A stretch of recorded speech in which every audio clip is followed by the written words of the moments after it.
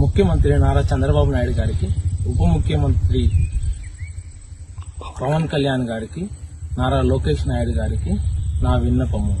నా పేరు అరగొండ గంగాధరం. నేను బోర్డర్ సెక్యూరిటీ ఫోర్స్ 68 బటాలియన్లో జాబ్ చేస్తున్నాను.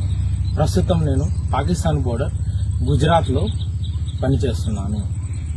నేను సూర్యనేనివారిపల్లి ఉప్పరపల్లి పంచాయతీ, ఉప్పరపల్లి పంచాయతీ, పాకాల మండలం, చంద్రగిరి నియోజకవర్గం, తిరుపతి జిల్లాలో నా స్వగ్రామం నుంచి నేను మీకు ఈ వీడియో తీసి పెడుతున్నాను. ఇక్కడ సూర్యనేనివారిపల్లి విలేజ్ లో 2222 సర్వే నంబర్లో ఉన్న భూమి మా తాతల కాలం నుంచి కనీసం 100 సంవత్సరాల నుంచి మా అనుభవంలో ఉంది. నారా రామ్మూర్తి నాయుడు గారు ఎమ్మెల్యే అయినప్పుడు దీన్ని పట్టాలు ఇస్తామని చెప్పారు. కానీ అప్పటి నుంచి ఇప్పటి వరకు లోకల్ పొలిటీషియన్ లీడర్స్ మా పని కానివ్వకుండా చేస్తున్నారు. అది మా తాతల కాలం నుంచి మా ఆధీనంలోనే ఉంది. మేమే దాన్ని చేస్తున్నాము. ఇప్పుడు 5 సెంట్ల భూమిలో నేను ఇల్లు కట్టుకోవడానికి ప్రయత్నిస్తుంటే, ఇల్లు కట్టుకోవడానికి జూన్ నెలలో వచ్చి ఈ ఫౌండేషన్ ఈ కడగాలో వేశాను.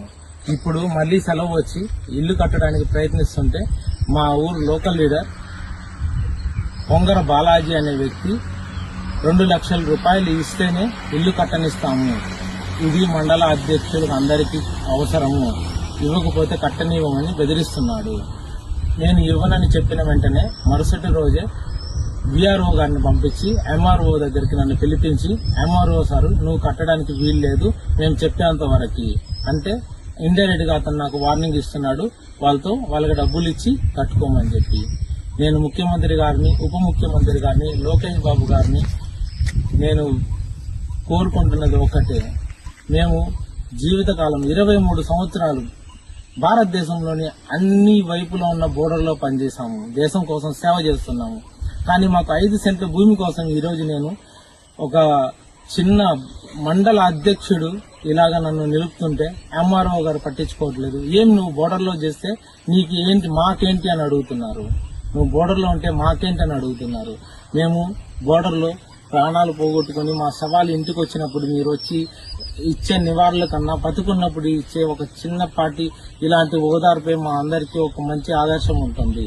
మేము ఇంటి దగ్గర ఇన్ని సమస్యలు పెట్టుకుని బోర్డర్లో మేము ఎలా పని చేయాలి, ఎలా అక్కడ మేము ప్రశాంతంగా ఉండాలి, దేశానికి ఎలా మేము సేవ చేయాలి. కానీ నేను ఈ రోజు అందరినీ కలిసి ఆర్డీఓ, కలెక్టర్ గారిని, ఆర్డీఓ గారిని అందరినీ కలిసి ఎవరు నాకు పరిష్కారం చూపించకపోతే లాస్ట్ కి నాకు ఇదే దారని మీకు ఒక అర్జీ పెట్టుకుంటూ ఈ వీడియోని మీకు అప్డేట్ చేస్తున్నాను. నమస్కారం.